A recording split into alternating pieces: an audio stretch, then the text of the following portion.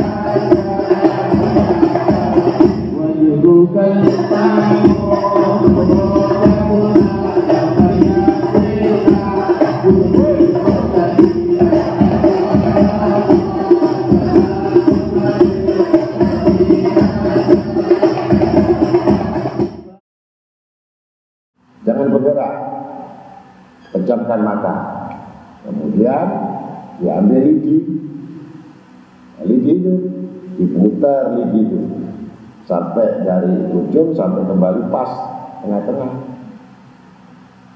Buka sekarang, tuanku.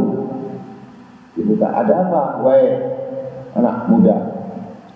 Tadi kan tanya, malaikat Jibril ada di mana? Malaikat Jibril itu ada di tengah lingkaran ini. Langsung terkejut namanya malaikat Jibril alaihissalam melihat jasad yang ujung seperti halnya ini yang diketahui meninggal dengan panas, meninggal dengan keadaan buta, anaknya 10 tahun. Ibnu Abbas itu paman dari Nabi Muhammad SAW. Ini pamannya Nabi, diramal. Tapi soal matinya di mana, di tempat mana, keadaan mana, tidak diketahui. Itu alladzina alamul ghuyuba ila qulila, gaib yang diketahui oleh manusia terbatas, sedikit yang lainnya sisanya tidak diketahui. Gitu. Ali bin Husain, perawi cerita ini berkata, ini termasuk cerita yang paling aneh. Muqatil berkata, sesungguhnya ayat ini turun pada seorang laki-laki dari desa yang bernama Waris bin Amr bin Harisa. Dia menemui Rasulullah SAW lalu berkata, sesungguhnya istriku sedang hamil, maka beritahukanlah kepadaku tentang anak yang akan dilahirkannya. Desa kami sedang kekeringan, maka beritahukan kepadaku kapan turunnya hujan. Aku sudah tahu kapan aku dilahirkan, maka beritahukan kapan aku meninggal dunia.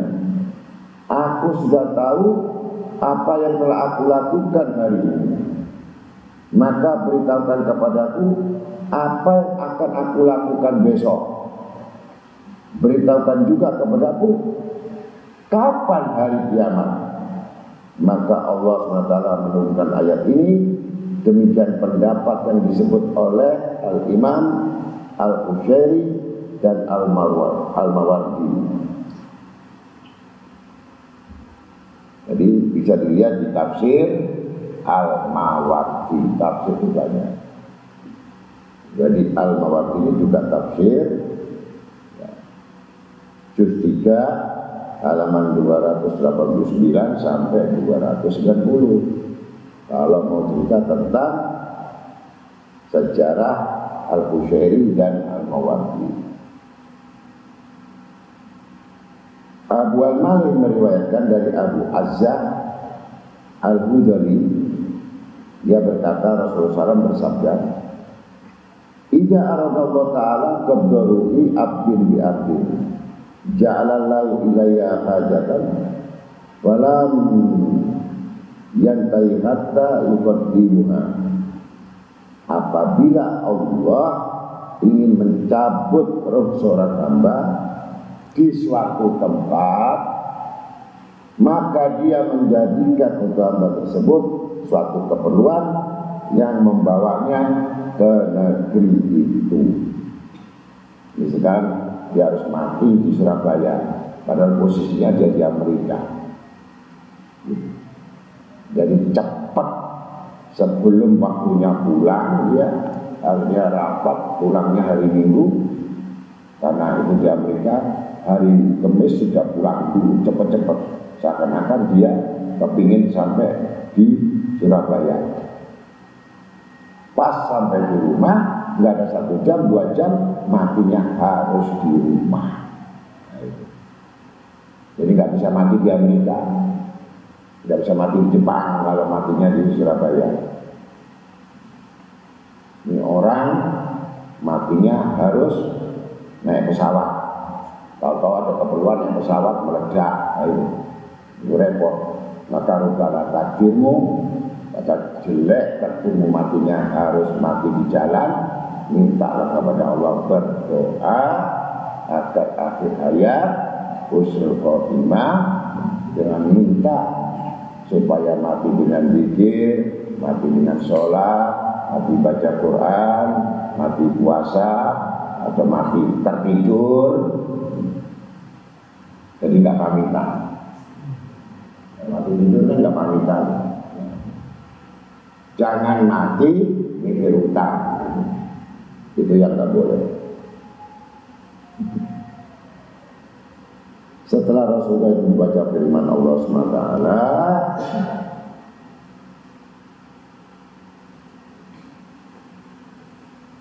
yaitu ayat dari surat Luqman 34. Ibnu Majah meriwayatkan hadis yang semana dengan di atas dari Ibnu Mas'ud radhiyallahu anhu, dan kami telah menyebutkan dalam tazkirah secara lengkap.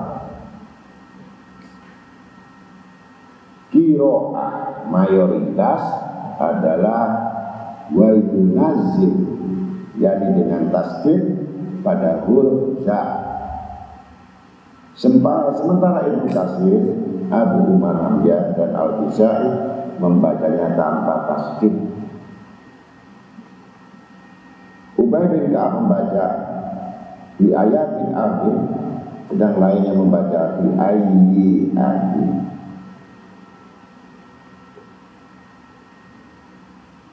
Al-Farah berkata cukup dengan tahnisnya ar dan mentasniskan ayyu. Ada yang mengatakan bahwa dimaksud dengan ar adalah makan, maka dijadikan mudzakkar. Makan itu artinya di tempat, dijadikan mudzakkar yang mengingat. Al-Akhfashi berkata boleh menggunakan kalimat maratu bijariyati ayyi.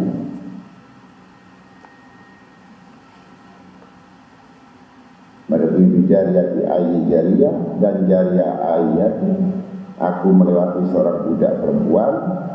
Si bawai menyebabkan ta'nis ayyu dengan ta'nis kulli dalam kalimat ulatahuna. Inna Allah alimun khabir, sesungguhnya Allah Maha mengetahui lagi Maha mengetahui, mengenal yang tersembunyi.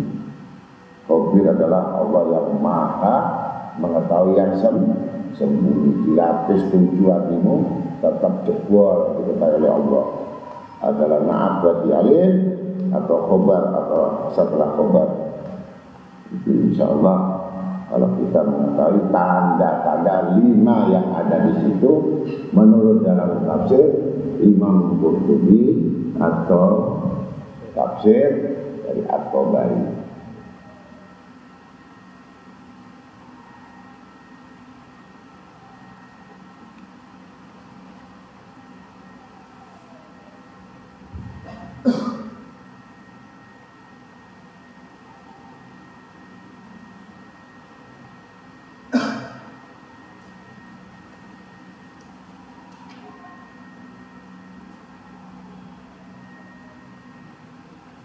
Maka untuk itulah agar kita tidak bercerai-berai dalam hal yang demikian yang kita tidak tahu, kita ambil satu riwayat dari Abi Dzar radhiyallahu anhu, qala Nabi sallallahu alaihi wasallam, man khalaqa jama'ah shibran faqad khala'a zibatal Islam min qulubihi.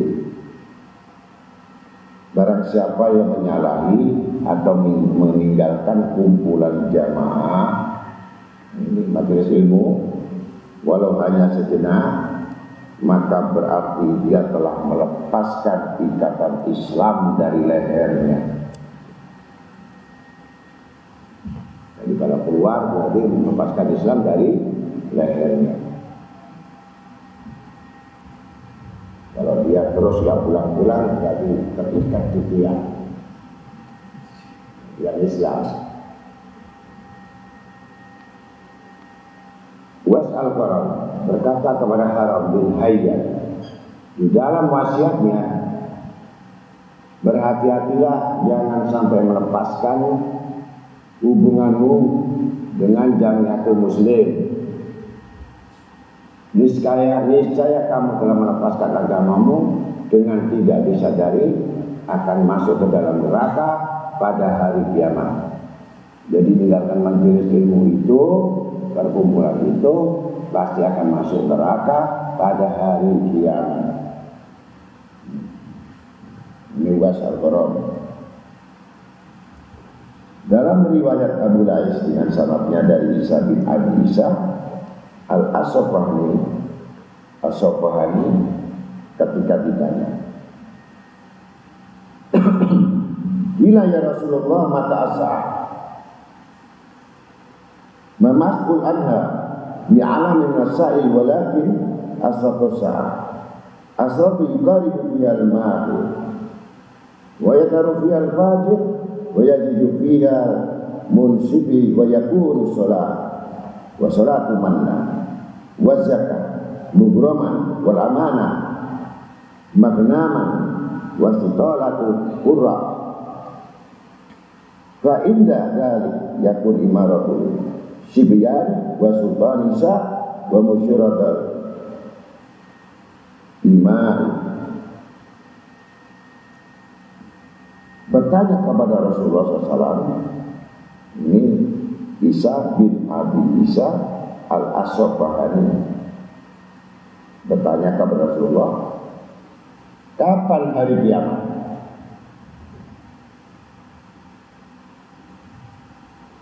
Yang ditanya tidak lebih tahu daripada yang bertanya. Tetapi tanda-tanda kiamat itu ada 10 yang sekarang sudah jelas. Yang pertama, di mana pada waktu orang yang tidak jujur dipercaya, dirangkul, dideketin, dibangga-banggakan dan disetujui dan didukung orang yang khianat. Satu. Yang kedua, menonjol orang-orang yang pelacur. Jadi orang-orang yang pelacur ini menonjol, kelihatan terhormat, berharga, naik turun mobil mewah, naik turun pesawat yang hebat, menonjol. Ketiga, lemah orang yang jujur. Orang jujur itu lemah, nggak ada kekuatan.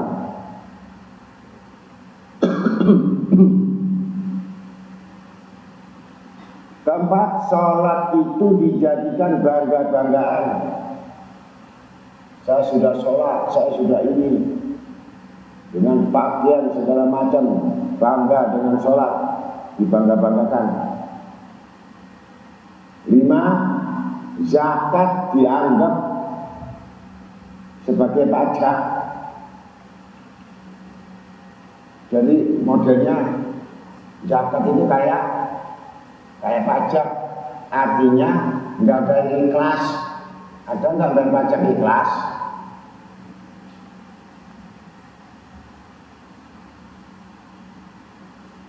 Kenal amanat dianggap ghanimah.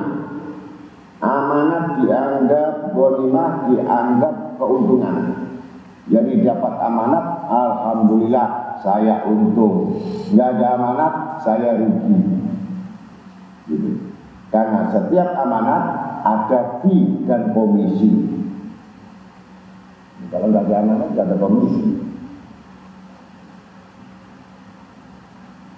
Gitu. Ketujuh, sombongnya orang-orang yang ahli qiraat. Dengan suaranya yang enak, dengan suara yang merdu, dengan suara yang indah, sampai tidak mau adzan, karena adzan tidak dibayar. Tapi kalau qiraat, dia akan bisa sombong. Hati-hati dengan suara yang enak. Suara yang nggak enak, taruh di musola-musola saja untuk penghibur bagi orang-orang yang tidur.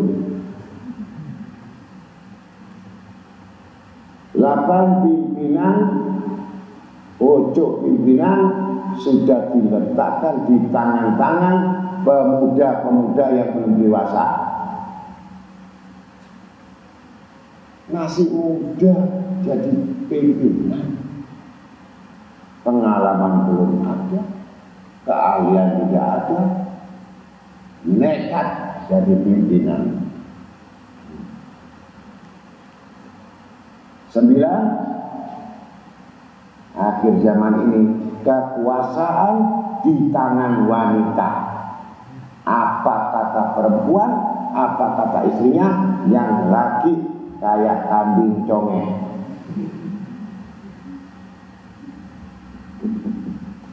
Ya. Jadi apa katanya? Kekuasaan, pimpinan semua wanita. Itu 10, musyawarah itu banyak diselesaikan di tangan budak-budak atau kelompok-kelompok perempuan. Tidak ada laki-laki yang musyawarah, yang banyak wanita. Komunitas arisan, komunitas sosialita, komunitas apa saja musyawarah untuk bagaimana cara menghabiskan uang suaminya.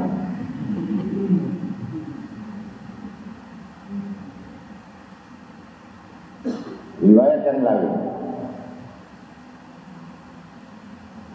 tanda-tanda kiamat. 1, sepinya pasar-pasar.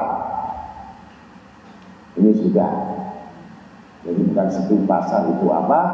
Karena sebab sekarang sudah tanda-tanda corona.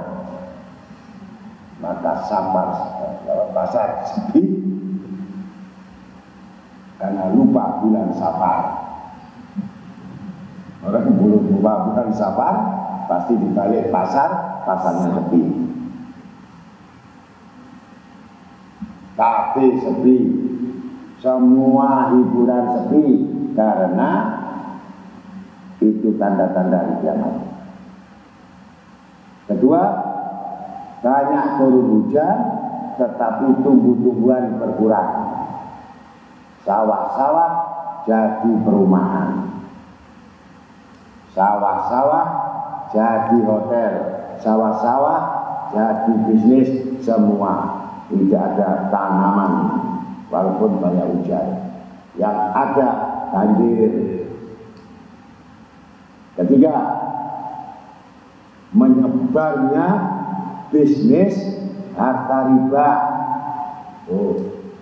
Mulai pasar kecil, pedagang kecil sampai besar, semuanya tidak ada yang tidak makan riba. Tiga. Yang keempat, banyaknya anak-anak yang masih SMP berzina. Jadi kalau cari perawan sekarang susah, kecuali Dharma.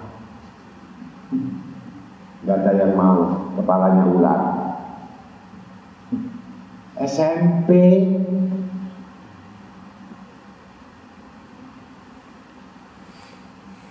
Lima, mengagung-agungkan, mengunggul-unggulkan orang-orang kaya. Ini sudah. Keenam, banyak lantang, banyak bicara, suara orang fasik di masjid-masjid, ceramah di masjid-masjid, bacaan zikir di masjid-masjid, lantang, keras, tapi fasik. Ya, banyak ini. 7, barang yang hak dikalahkan oleh yang mungkar. Yang mungkar menang terus, yang hak kalah.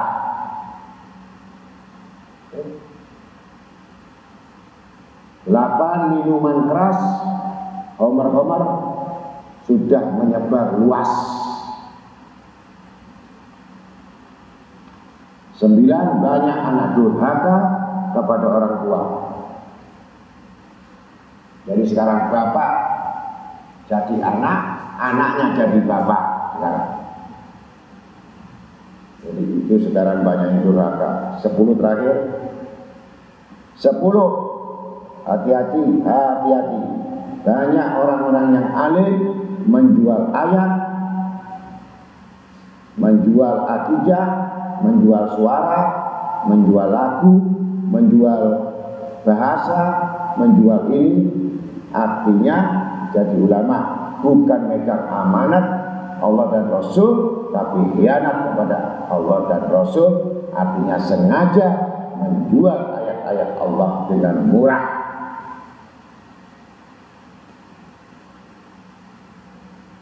Kemudian pesan Nabi Muhammad SAW untuk menyelamatkan agamamu, maka satu-satunya jadikan rumahmu bagikan tikar yang kuat. Artinya sendiri, nggak punya teman.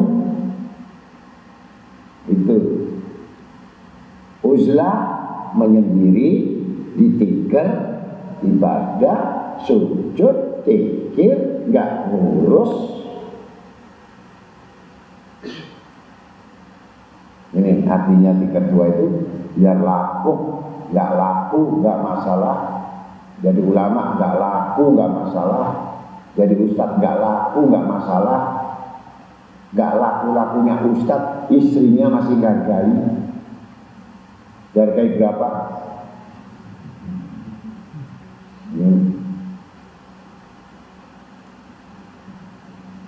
Riwayat Sa'id bin Ibrahim radhiyallahu an, saya telah bertanya kepada 700 ulama,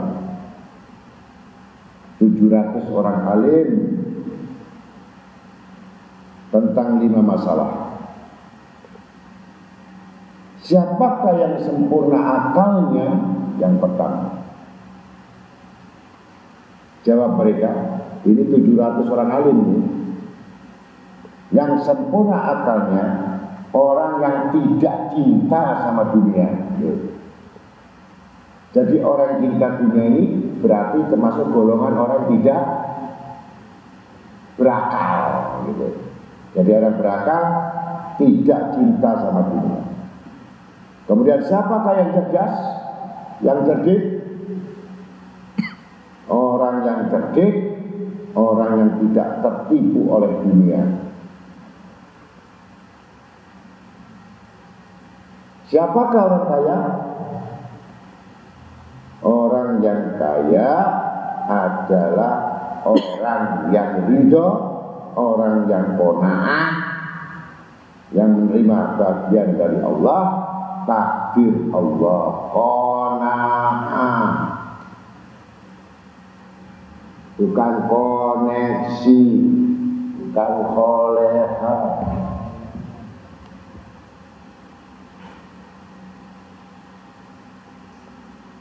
4. Siapakah yang orang mengerti agama? Orang yang tidak minta berlebih-lebihan, perbuatannya sedang-sedang saja. Siapakah orang yang bakhil? Orang yang tidak mengeluarkan hak-haknya Allah dalam hartanya. Orang yang bakhil itu orang yang tidak bisa masuk surga. Itulah tanda-tanda orang yang mengetahui bagaimana tentang tanda-tanda hari kiamat. Disitulah Rasulullah sudah menyampaikan. Rabbi faj'alna mustamana